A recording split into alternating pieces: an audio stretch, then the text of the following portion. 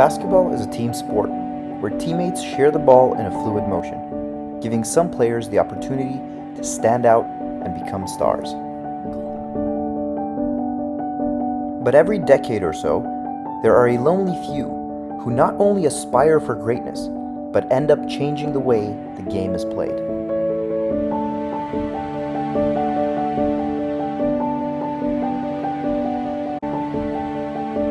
So today, we'll be looking at the top 5 most efficient NBA players who aspired for greatness and changed the way basketball is played from 1990 to 1995. But first, please subscribe to the channel if you want to see more of these videos for the late 90s, 2000s, and 2010s.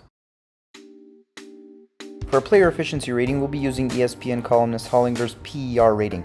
Usually, a player with a rating over 30 would be considered an all-time great. A player between 25 and 29 would be labeled a superstar, while a rating of 20 to 24 just a star. And there are 3 variables that can affect a player's ranking on this list. Number 1, the number of times the player has made it into the top 5 from 1991 to 1995.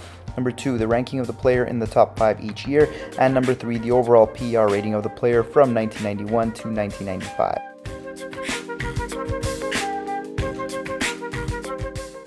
Our honorable mention, who was just shy of making the list, Karl Malone, a player who consistently made the top 5 in terms of efficiency every year from 1991 to 1995, and as a result, it was a very tough decision not placing him in the top 5.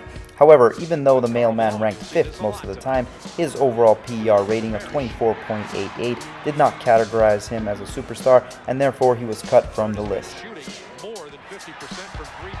When talking about consistency, Malone played in 82 games in all but one of the 5 seasons, and in the one that he didn't, he played in 81 of them. Talk about being there for your team every single game. He wins in 3 losses in Salt Lake City. The mailman is armed and dangerous. He should go the other way, but he spends a lot of time on the free throw line. In 3 of the 5 seasons he made the top 5, he led the league in free throws made and attempted. He also led the league in defensive rebounds in the 1991 and 1995 seasons, and in the 1994 NBA season, he recorded a career-high 23 rebounds in a single game. In the 5-year period from 1991 to 1995, Mailman had averages of 27.2 points, 11.3 rebounds, 3.5 assists, and 1 block per game, making it to the All-NBA first team in all 5 seasons. Top 5 in scoring and rebounding for 5 straight seasons. A 6-time All-Star and the game's MVP in 1989. From the Utah Jazz, the mailman, Karl Malone. He made the West All-Star team in all 5 seasons and showcased his talents in the 1993 All-Star game, posting a team-high 28 points and 10 rebounds, leading the West to a win and sharing the All-Star MVP honors with his Jazz teammate John Stockton. Co-MVPs, you got your wish. 1993 All-Star MVPs, John Stockton and Karl Malone. And now at number 5, Charles Barkley. The round mound of rebound had some of his best years in the early 90s, being a top 5 efficient player in 4 seasons, ranking 2nd in 1991 and 4th in 3 seasons after that. In the 1991 season, Barkley had the highest 2-point field goal percentage compared to any other player in the league. And in the 1993 NBA season, Charles posted a career and league-high 6 triple-doubles, in addition to averaging 25.6 points, 12 rebounds, 5 assists, and 1 block in 37.6 minutes of play.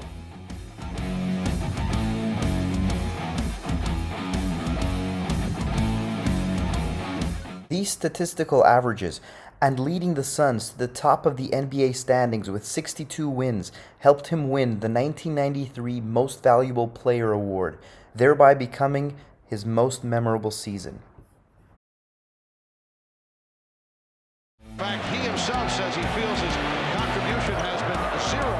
Early entrance, though, from McRae. Barkley. In the 1993 playoffs, Barkley, who got some minor help from Kevin Johnson and Cedric Ceballos, single-handedly led a Phoenix Suns team all the way to the NBA Finals, losing to Jordan and the Bulls 4-2 in a best-of-7 series. In those finals, Barkley averaged a ridiculous 27.3 points, 13 rebounds, and 5.5 assists in 46.2 minutes of play per game. Charles Barkley. Since the East won 5 in a row between 80 and 84, they've alternated victories the last 6 years. In 4 of the 5 seasons he made the top 5, Barkley made the All-Star team 4 times, with his best performance coming in the 1991 All-Star game, scoring 17 points and grabbing a game-high 22 rebounds, making him the 1991 All-Star game most valuable player. Sticks a hand up there to help out. Things that coaches fear most, a player who can rebound and take it himself, lead it down the floor, in this particular case, finish it off easily. And we think that we now understand, with 17 points and 22 rebounds, why they call you the round mound of rebounds. You were spectacular. Congratulations. And his overall PER rating of 26.13 and top 5 finishes solidify his 5th place ranking on this list. At number 4, Hakeem Olajuwon, the Dream, made the top 5 4 times in a row from 1992 to 1995 and ranked 2nd in the 1993 NBA season with a PER rating of 27.3.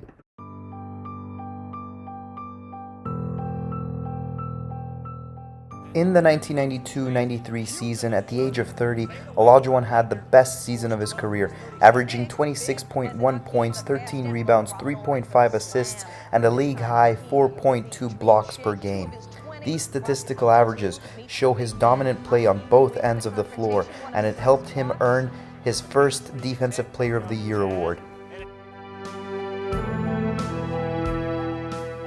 In the 1993-94 season, Hakeem came back with similar averages and won both the Defensive Player of the Year and NBA's Most Valuable Player awards, in addition to leading his Houston Rockets team to 2 consecutive championships and winning the Finals MVP honors 2 years in a row. As an All-Star participant, Olajuwon had his best game in the 1994 edition, scoring 19 points, grabbing 11 rebounds, and blocking a game-high 5 shots. His overall PER rating of 25.56 places him in 4th place.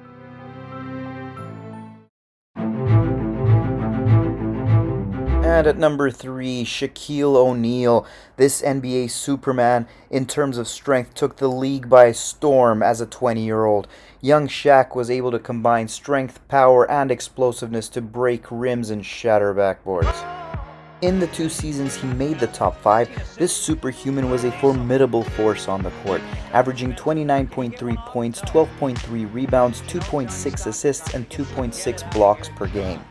Not only did he make the top 5 in terms of efficiency, but he ranked 2nd 2 times in a row at such a young age.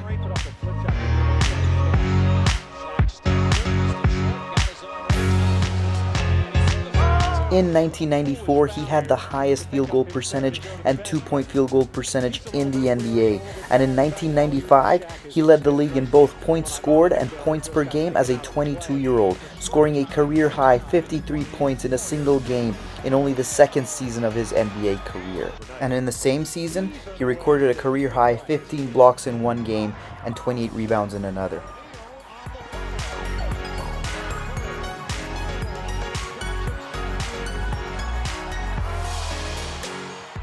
Also in 1995, as a 22-year-old, Shaq came in 2nd in the MVP voting of that year, and he, along with Penny Hardaway, managed to lead the Orlando Magic all the way to the NBA Finals, only to lose to the more experienced Hakeem Olajuwon and the Houston Rockets.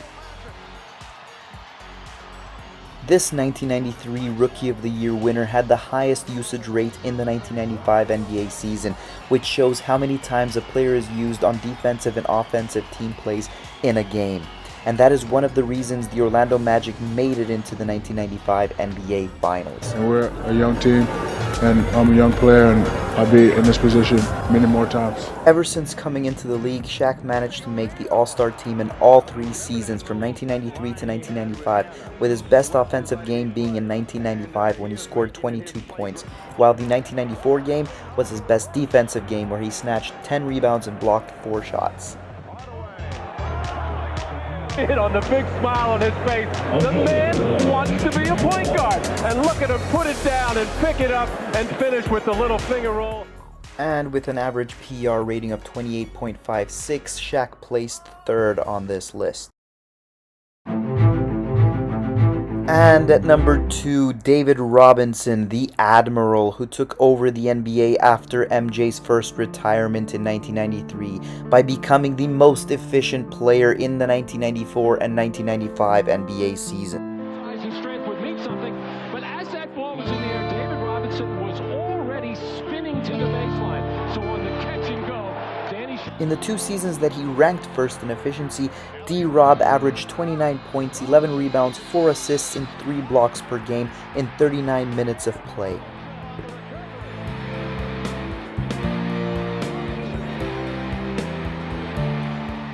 In only his second season, at the age of 25, the Admiral led the league in rebounds per game, while as a 26-year-old, he led the league in blocks per game and recorded a career-high 24 rebounds in a single game. And these honors helped him win the Defensive Player of the Year award in 1992. In 1994, at the age of 28, he led the league with 29.8 points per game, 5 triple-doubles, free throws made and attempted. And in the same season, being in his prime, Robinson also scored a career-high 71 points in a single game. And at the age of 29 in the 1995 season, averaging 27.6 points, 10.8 rebounds, 2.9 assists, and 3.2 blocks per game, the Admiral won the league's Most Valuable Player award. He also led the San Antonio Spurs to the Western Conference Finals, where they lost to the eventual champion Houston Rockets.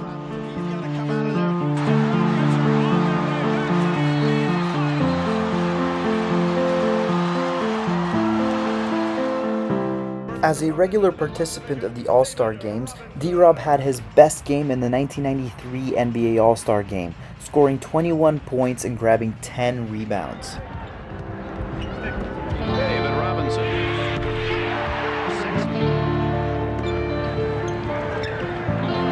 Shaq on the attack against Robinson. Boy, does he bump into Robinson.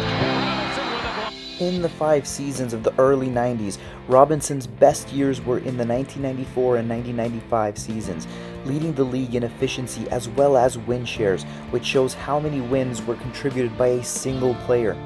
His statistical averages show that he was the one who took over the NBA when MJ left in 1993. And his average PER rating of 28.68 places him in second. And at number 1, Michael Jordan, the GOAT, was in his prime years in the early 90s, being the most efficient player in the NBA 3 years in a row, after which he decided to retire in order to play baseball.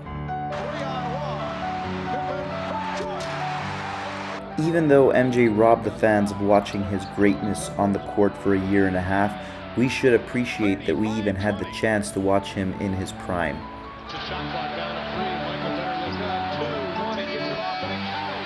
In 3 of the 5 years he made the top 5, Jordan averaged the league-high 31.4 points, 6.4 rebounds, 5.7 assists, 2.6 steals, and 1 block per game. In every season, he led the league in points scored, points per game, field goals made and attempted, and free throws made and attempted. In the 1993 season, at the age of 29, MJ led the league in steals and steals per game. He managed to record a season-high 9 steals in a single game. And in the same year, he also managed to score a league-high 64 points in 1 game.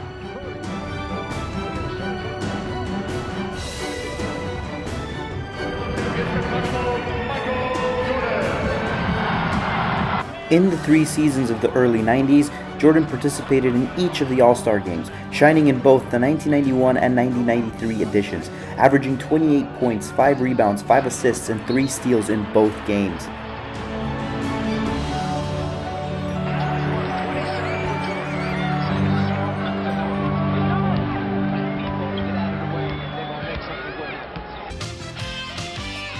The 19 But all the single accolades could never replace the feeling of being a champion. And Jordan, being the most competitive player to ever play, he had to accomplish that too. So in 1991, he led the Bulls to a 15-2 record in the playoffs, winning the championship against Magic and the Lakers 4-1, and was named the finals most valuable player.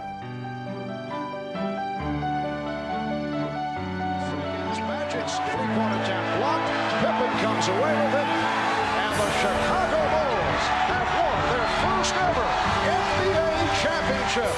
And in the next year, in the 1992 playoffs, in the second round, MJ led the Bulls against a very tough opponent, the Ewing-led New York Knicks, and barely won the series 4-3. He then made it to the finals again, and finished off Clyde Drexler and the Blazers 4-2, and won his second consecutive championship and finals MVP award. In the 1993 playoffs, Michael and the Bulls had a 15-4 record. However, this time defeating the Barkley-led Phoenix Suns in the finals 4-2, thereby winning his third straight championship and finals MVP award. After winning every possible award and accomplishing his first three-peat, MJ decided to hang him up and play baseball. But after his year-and-a-half-long hiatus, MJ did come back to the NBA for the 1995 playoffs, wearing number 45. However, he did lose in the second round to a very young, up-and-coming Orlando Magic team led by Shaquille O'Neal and Penny Hardaway. Should go strong. Hardaway to Shaquille O'Neal. Back to Hardaway. He'll take the three. For Hardaway makes the three, and Anthony Hardaway has hit four and. Perhaps Jordan, at the age of 31, needed this loss, because the only thing that can motivate him is losing. So the loss to the Magic not only helped MJ come back stronger in the late 90s, but also proved to him that there are always new challenges ahead. Either a hungry young team ready to challenge Jordan and the Bulls for a championship, or an up-and-coming superstar awaiting the perfect moment to snatch the torch from Jordan and become the most efficient player of the NBA. 303 pounds of Shaquille. Watch this coming at you. Tune in to find out who was the NBA's most efficient player in the 1995-2000 edition. Now a recap of all 5 players. Olajuwon was 4th over Barkley because he had better rankings in the top 5. Hakeem ranked 3rd twice while Barkley ranked 4th. Shaq was at 3rd because he ranked no lower than 2nd and he had a better PER rating compared to Olajuwon and Barkley. D-Rob is 2nd because he ranked 1st twice after Jordan retired, and Jordan is 1st because he never ranked lower than 1st. If you like this video and want to see more of these videos for the late 90s, 2000s, and 2010s, please subscribe to our channel, In-trist. Thank you.